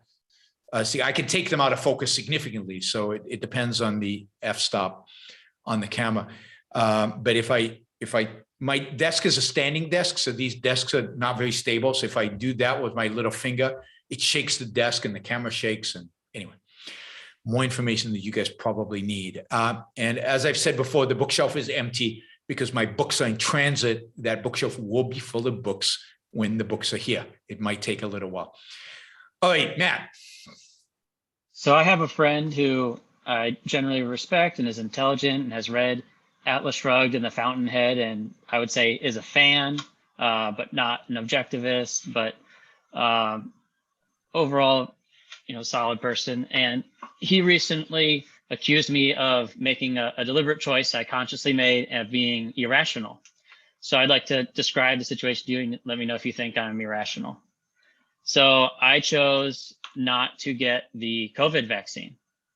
And the reason is because I think a greater threat to my health and safety and those people around me, to my values overall, is the entire regime of, I'm not going to describe it eloquently, but all the authoritarianism and everything, the whole pie of the entire situation. I think that whole thing. So this is my little, I've never gone to like a street protest, but I guess it's my little protest. And I think all that other stuff is a bigger threat to my values. So I chose not to get it. Is that irrational? I don't think necessarily. If you're in good health, if you're relatively young, and you think that COVID is no big deal for you, then, I think the vaccine is completely optional for young, healthy people, because of, I think, the low risk of having a severe reaction to it if you're young and healthy. So I don't know if I would have gotten vaccinated or not. I'm not sure. The only reason the primary reason I got vaccinated is I knew that vaccination would allow me to travel. And it's true. I'm going to, I'm going to go to Israel and stuff, and they're going to do an antibody test on me. They want to see the antibodies. They don't even trust my vaccine card. They want the antibodies in my body. Otherwise, they won't let me into the country. Because, my wife had COVID, and it was a bad flu, and it was unpleasant. And but the vaccine side effects were almost as bad, but much shorter though. Vaccine was 1 day side effects, and the thing lasted, a solid week, where she felt terrible with COVID. So it's just the trade-off there, and I understand wanting to stand up against kind of the conventional, what everybody's doing, because it's so associated with the authoritarian state, and authoritarian culture that we live in. So I don't think it's completely rational. Now, if you were diabetic, if you were overweight, if you were over 65, then I'd say, oh, now I think you're ignoring the real risks of COVID. I would recommend you get the vaccine, right? So I think it's very, very, very much in the context of your life. I don't understand the rush, and just the energy behind getting young people who are healthy and in good shape vaccinated. And look, we now know that for a tiny, tiny, tiny small number of people, young people, there are complications, heart complications. Now, the probability of that happening is minute, right? It's very, very small, but still, why not do that? So polio is far deadlier than this. And the fact is that here, the fact is that we're vaccinating people who had COVID, which is insane. Yeah. It's insane. And the study just came out recently that said that having COVID is more effective against COVID than a vaccine, and that adding a vaccine on top of it has no impact. And we're still doing it. There's no recommendation out there for people who have had COVID not to get the vaccine. That's too complicated for our government to think about that. In Israel, you actually get one of these passports, digital passport, but the passport is either you got a vaccine or you had COVID and recovered. At least they realize that it's the same. Here in the United States, that's too complicated for us, too sophisticated. Yeah, you'd have to, if you wanted to comply with the laws in California, you basically have to wear a mask for the rest of your life, even if you already had COVID. And I have a 3-month-old son, and I let him get all the normal childhood vaccines. And I said, if the government, if the disease came out beginning of last year and private businesses invented a vaccine, and everything else was all the same, and the government just said, hey, here's the information, we think this is good, make your own health decisions, I'm almost positive, that I would probably get it. I don't think it's like super harmful or, any conspiracy theories about it, but I think I had COVID at the beginning of last year, and am fine. And I just don't You think could to check me, I that don't think it easily. matters. You can get. I just don't care. Yeah. I got sick. I stayed home. When I felt better, I went back on. I carried on with my life, and that's it. In the world in which we live right now, it's probably good to know if you had it or not, because others will inflict damage on you if they don't know. Yeah. So that's the cost of, the little a little bit of civil disobedience. That's there you go. The cost of it, right? Yep. Yeah, and if you're not traveling, if you don't have to go overseas, if you don't have to do that, then it's a small cost to pay. Yeah. Yeah, and I those are all things I could do and like to do, but just weigh the costs. They're not things that are essential for my survival. I like concerts and vacation and all that, but there's other substitutes. Debbie. Yeah, just to add on to that, those constant public service announcements saying to get vaccinated really give me the creeps.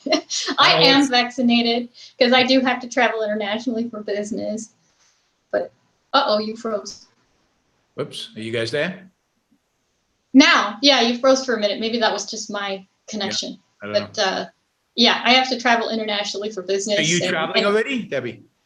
Not yet, but I will be soon. It's business related, and my company's being more conservative than the general I've got my first flight internationally scheduled for the end of July. I'm flying to Israel to see my family. Haven't seen them in 2 years, and so there's still a huge amount of uncertainty about the procedures of getting into the country. Even though Israel's almost all vaccinated, I mean, they have the highest vaccination rate in the world. And then I want to go and do some business in London. So I got a ticket to go to London and then fly back home from London. And the UK is closed to American, to flights from the US. But it turns out that if I spend 10 days and a day in Israel, then they will treat me as coming from a green country, and I can get into London. And as it turns out, I'm going to be 11 days in Israel. So right now, it looks like I'll be able to get into the UK. And I'm pretty excited. And maybe I can find some potential investors who will take meetings with me. That's the next step, is will people engage in face-to-face meetings? So we're going to do something. If I go, then we'll do some live events in London. If they'll let me in, we'll do some live events. That'll be fun. All right. Cool. Sorry, I cut you off there. No, that's okay. I just was adding that comment.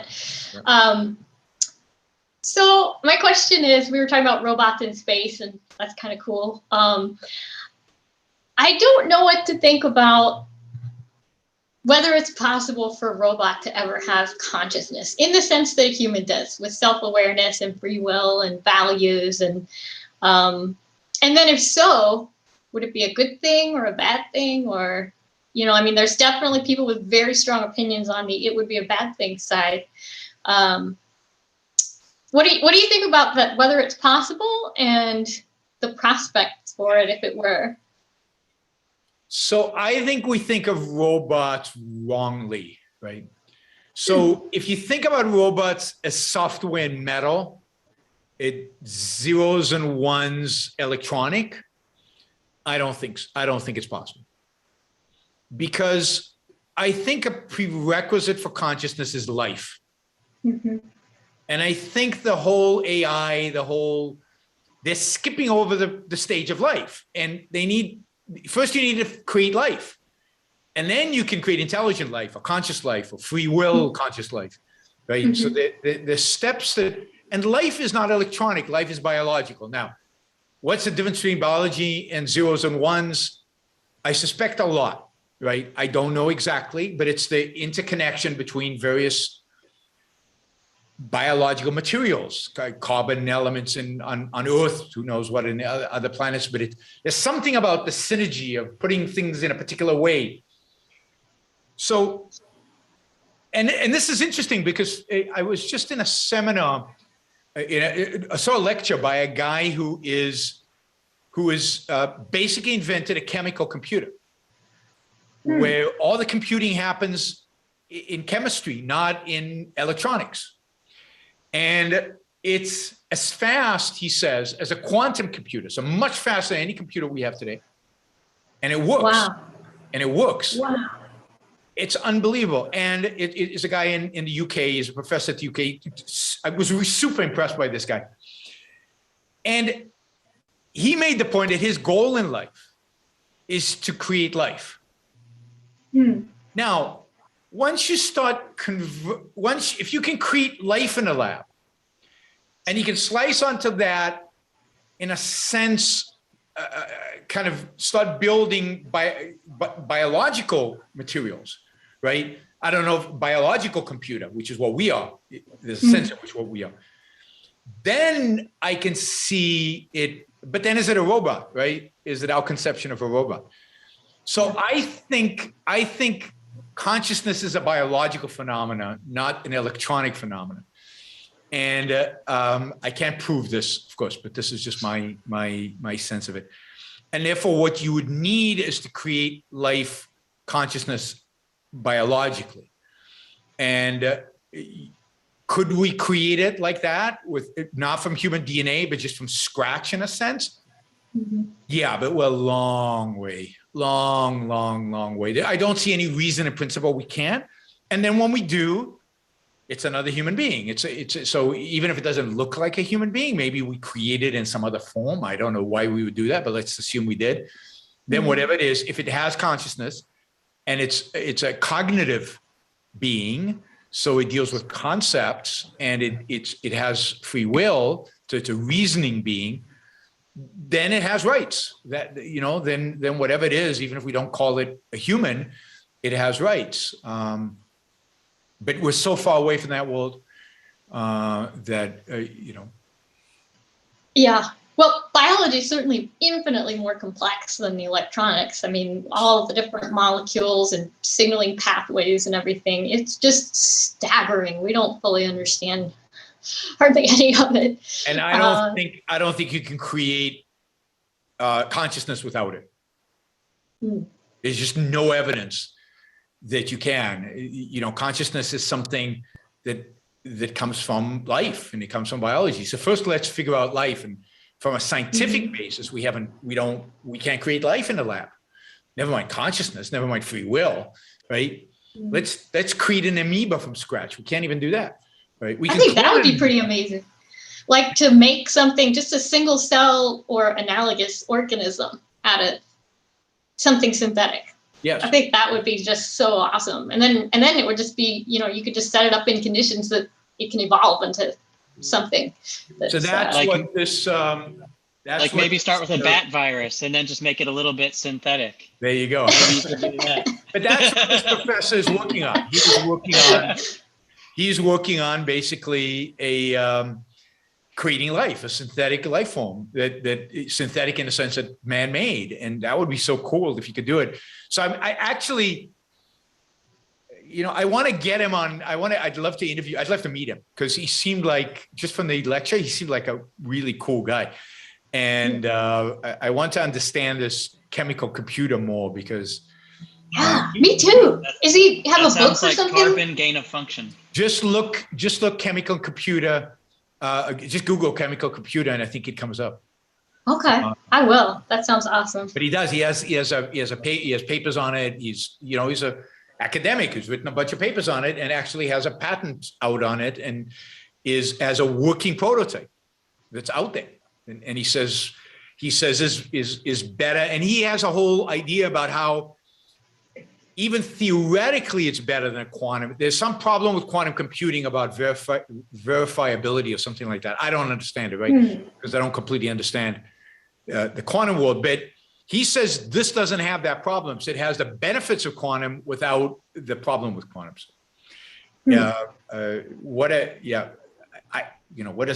I understand kind of the process of a chemical computer, because what is a computer? It's, if it's zeros, ones, switching on, switching off, you can imagine chemicals doing that, right? Chemicals creating the pathway. But, you know, my understanding of chemistry is now I've taken a few chemistry classes in my engineering days, but is not advanced enough to even understand what he's articulating, but it was fascinating.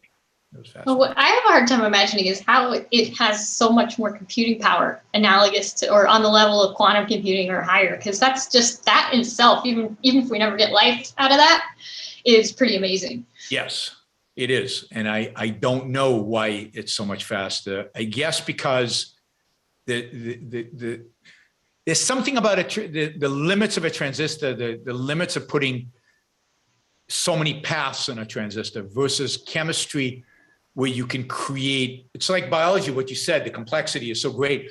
You can create in miniature so many more paths, so many more options, so many more switches, if you will, than you can on a transistor for the same size. Which I think is the Wanda Freeman says chemistry is quantum. Maybe I don't know enough about either quantum or chemistry, but I think that's an oversimplification to say that. But there's something fundamentally different between the way he's using chemistry and the way a quantum computer would use whatever. Yeah, it's definitely different set of rules that you're dealing with chemical interactions than quantum. Absolutely different. All right, let's do some of these super chat. We've got quite a few of them. We're still missing $100. Somebody just step in and do $100 and we'll. All right, in our late stage mixed economy, is it still better to always deal with people honestly? I've been getting screwed over a lot recently. Yes, but you've got to be more and more careful. You've got to be more and more careful with who you deal with, how to protect yourself. Part of the cost of living in a mixed economy and living in an economy that has mixed ethical standards is the cost of having to contract and to deal with dishonesty and to protect yourself from dishonesty. The buying insurance against dishonesty is a major cost of a mixed economy, as you call it, the late stage mixed economy. It's still no alternative but to do it, but you just have to be much more careful. Have you ever had a crush on a coworker? Yeah, my wife before we got married. I don't know where we're getting these personal questions from. You don't rail against the Fed nearly enough. True. There's just so much to rail against. And, there's just so much to rail against. Plus, I find most people who rail against the Fed don't really understand what they're railing against. But happy to rail more about the Fed when the opportunity rises in future shows. I know that I would have a lot more followers and a lot more subscribers and probably, I don't know about financial support, but a lot more subscribers if I spent more of my shows railing against fill in the blank. Because I get so many comments. You don't rail against critical race theory enough. You don't rail against Democrats enough. You don't rail against Biden enough. You don't rail against the Fed enough. You don't rail against inflation enough. It's boring to constantly rail against particularly one thing all the time. The Fed is an immoral disaster. I'll do a show, more shows about the Fed because I think the Fed is gaining power, has gained power from COVID that it never had before in ways that are just atrocious. But the distrust in reason and the rejection of observation-based objectivity makes intellectuals default on the position. Whatever the majority wants is what must be. Such intellectual laziness. You're getting more and more intellectuals who shouldn't be called intellectuals, because to be an intellectual, you should be committed to reason above all else. But you're getting more and more intellectuals defaulting on reason in the name of the majority because reason's out. Reason's non-objective in their mind. It's a Kantian vision of reason. It's a form of vision detached from reality.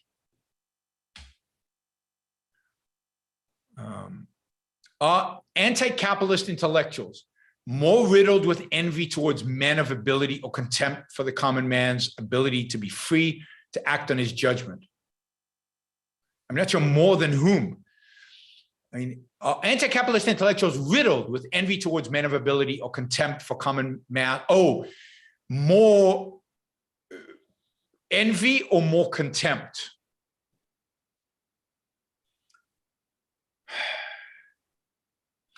I don't know. I think it usually comes together, because the contempt for the common man is usually associated with their own sense of superiority.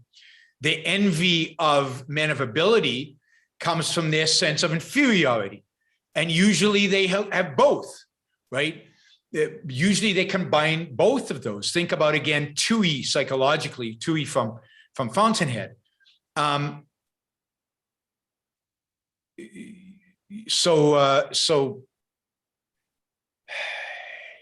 the answer is both, and in different individuals, it's going to be more of one, less of the other, but it's an individual basis. There's no way to aggregate it and say, for them as a group, what I don't know. I don't know. And I don't think you can tell from the outside, because it's so psychological.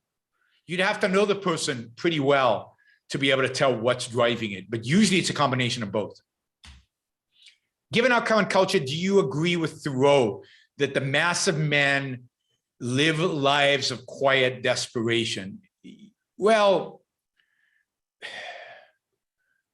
I think that becomes more and more so the more irrational the culture becomes. More and more so, certainly with poverty. So when Thoreau wrote it, it was much more prevalent than it is today, because people have so many ways to escape that desperation. But the more philosophically corrupt we get in a culture, the more and more people don't know what to do with their lives. So we have today, for example, huge amount of free time, huge amount of time for recreation. We don't know what to do with it. And you see opioid crisis as a consequence of that, and other crises a response to it. And suicide, more and more suicide, unfortunately. Those are responses to this quiet desperation. So I don't know if the mass of men, but certainly the worse we become as a culture, the more depraved we become as a culture, the more people live in that quiet desperation. All right, Debbie has to go. Thanks, Debbie. Thanks for participating. Appreciate it. Bye. All right, do you think the vast majority are self-centered and unthinking towards anything other than their own little worlds? The small-mindedness of the common man gets to me. I think a lot of them are self-centered and narcissistic to some extent. They're also riddled with altruism, so they're riddled with guilt about it, because then they think, and they've never been trained.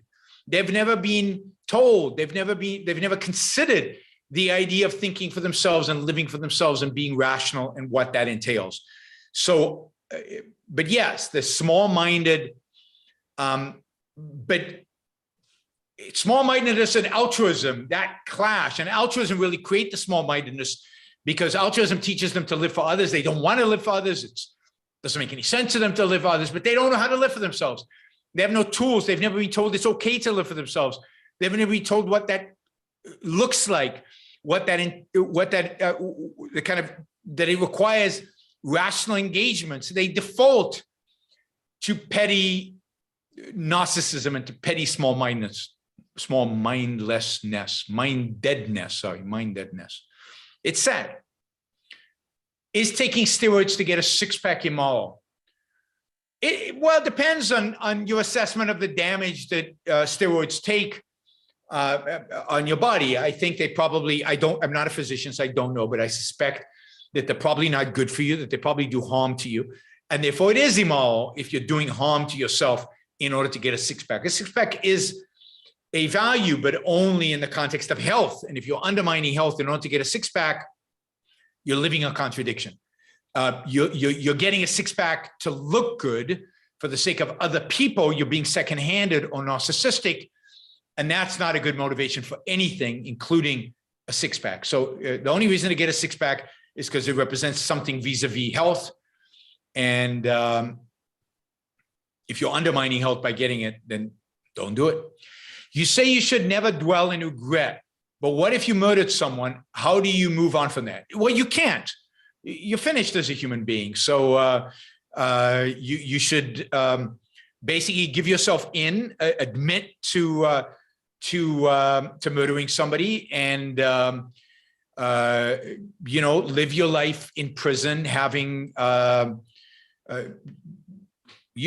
this horrible thing. So yeah, there's certain things you can't come back from. You can't come back from murder. You can't come back from certain violent crimes, or it's almost impossible, because they saying I'm sorry is not good enough. You can't bring somebody back to life. You can't change the fact that you disfigured somebody. You can't change the fact that you might have raped somebody. You can't walk it back. You can't compensate somebody enough to have them come back from the trauma. So yes, I'll have to. I thought regret from things that you could, recompense for. But yes, there are certain things that you cannot, and therefore you should live forever with the guilt and the regret and the sorrow that has led you to, and your life is over in a very deep fundamental sense. Jonathan says, Dr. Peikoff once said, if you want something in reality, don't live in fantasy. What's the role of fantasy in your life? Yeah, you can't live in fantasy. The role of fantasy can only be as entertainment. So you read fantasy, you can fantasize as long as you realize that it's a fantasy and not a reality. So as long as you separate the two out, and as long as you don't devote too much time to it, fantasy is fine in all kinds of realms. As long as you're not confusing it with reality, and as long as you're not devoting the kind of time you would need for reality to it. So as long as it's not undermining your ability to cope with reality. Woke employees are complaining about health risk of going back to the office after Labor Day. Anyone who wants to get vaccinated can. Cowards. Yeah, and there are lots of cowards in our society. It's truly stunning how that has been revealed through COVID. All right, Matt, why don't we do one more question from you, and then I'll finish up with the last few Super Chat questions. Okay. So there was an episode you did a little while ago that talked about woke corporations and activist shareholders, and and the ESG changes and all that. And the one thing that came to mind is that there's I guess all that may be true, but I don't really care, because there's one public corporations are just one part of the economy. If they really all start becoming very inefficient users of capital, then we still have privately held companies, and that just creates opportunities for them. In I have a privately held company, and I compete against publicly traded companies. Sure. And if they all start making terrible decisions, I would love it. And for the consumer, it wouldn't really be the same either way. It would just be how allocation of resources go. It could work out between private businesses and publicly traded ones. Unfortunately, that's not true. So it's true in the sense that, yeah, it creates opportunities, and somebody will benefit from those opportunities. But in the grand scheme of things, public corporations are an incredibly efficient way of generating scale and providing innovation and providing business and providing services and products to a marketplace. And private companies are pretty good at it and compete, but they generally stay small. It's very difficult to raise the kind of capital to grow and create the economies of scale that in a private sector that public corporations can. There are almost no examples of that over a lengthy period of time. So you're denying yourself an incredibly efficient form of production, and you're now relying on a less efficient form of production, right? And that has to be at the detriment of consumers. Again, it'll be at the advantage of certain entrepreneurs, but it'll be detriment long-term of all of us, including you as a producer, qua being a consumer. Yeah, I see a lot of, at least this is part of, in the tech and the startup scene, where the going public or that is a great way for an entrepreneur or founder to cash out. And like the whole thing about them trading based on, but that's an issue for their shareholders or whoever's buying them.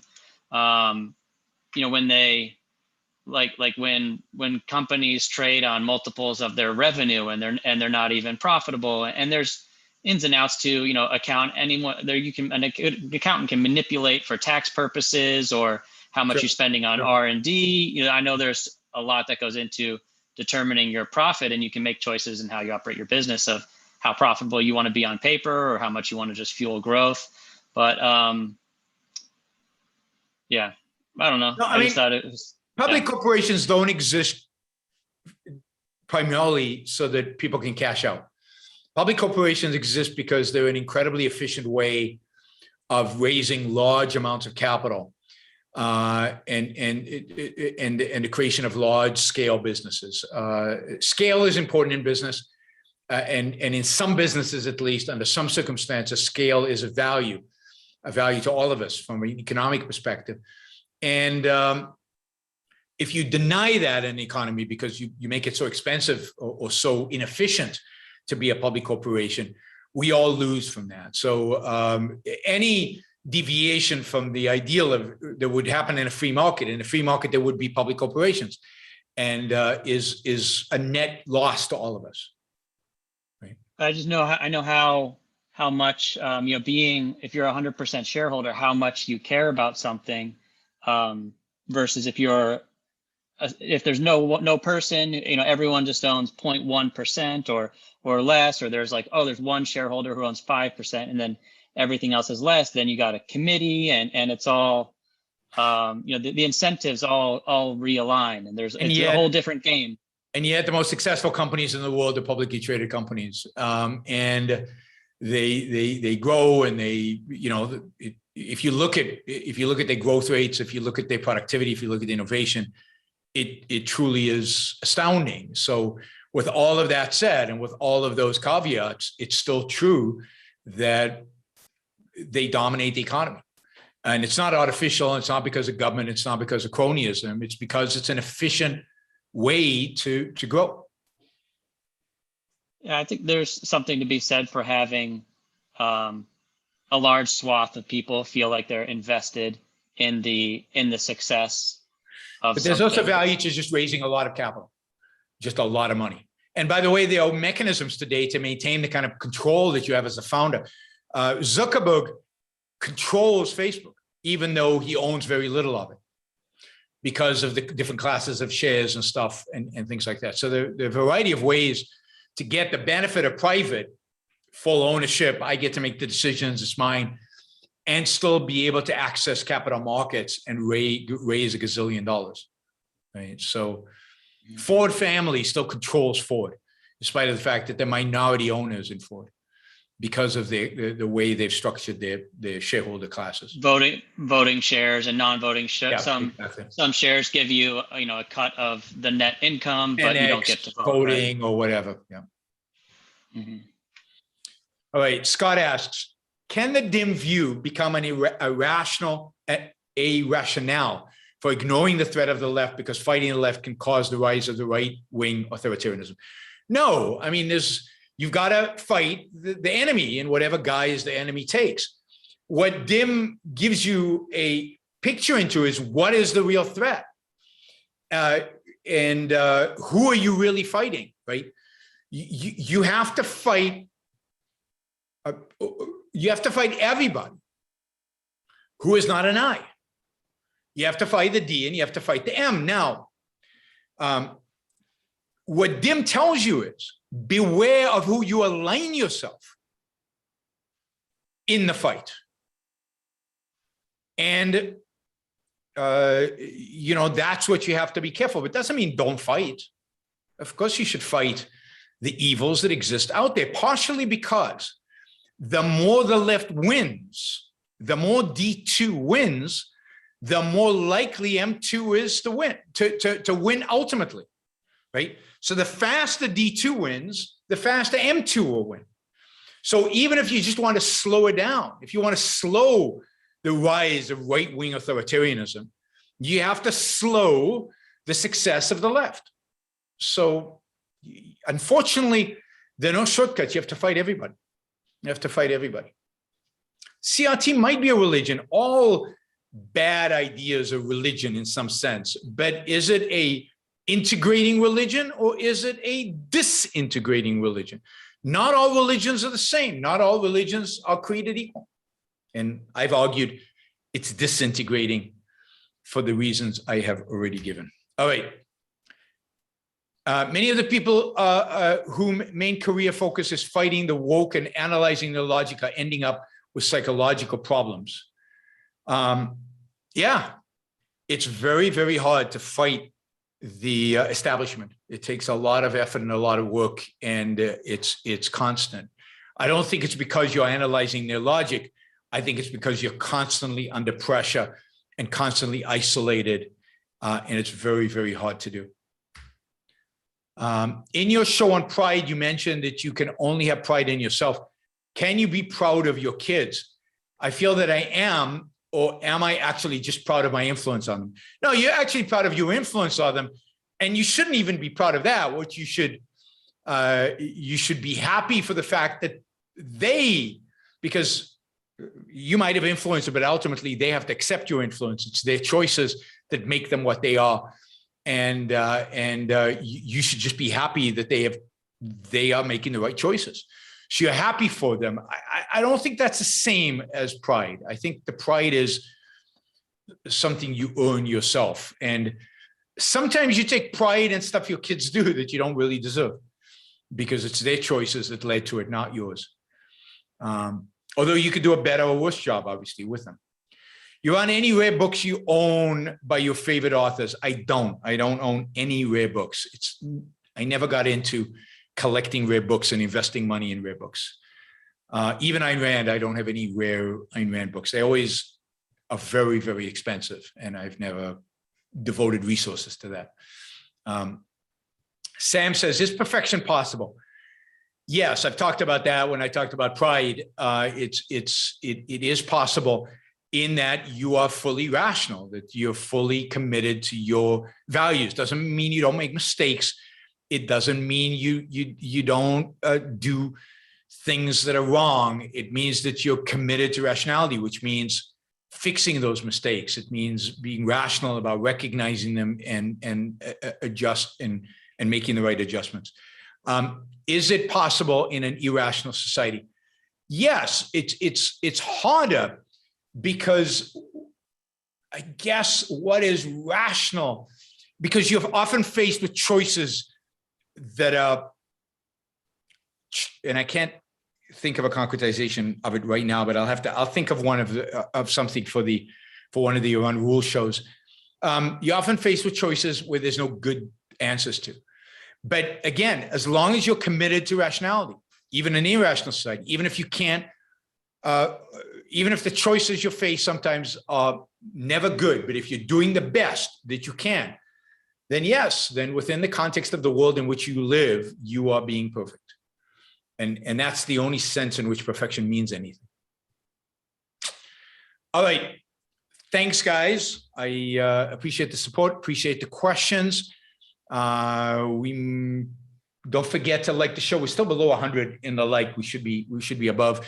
So please like the show before you leave. Thank you, Matt, for all the support and the good questions.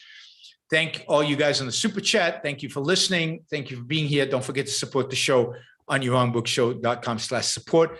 Have a great rest of your Sunday, and I'll be back tomorrow at 8 p.m. and then on Tuesday at 8 p.m. Talk to you then. Bye, everybody. Bye, Matt. Bye, Ron.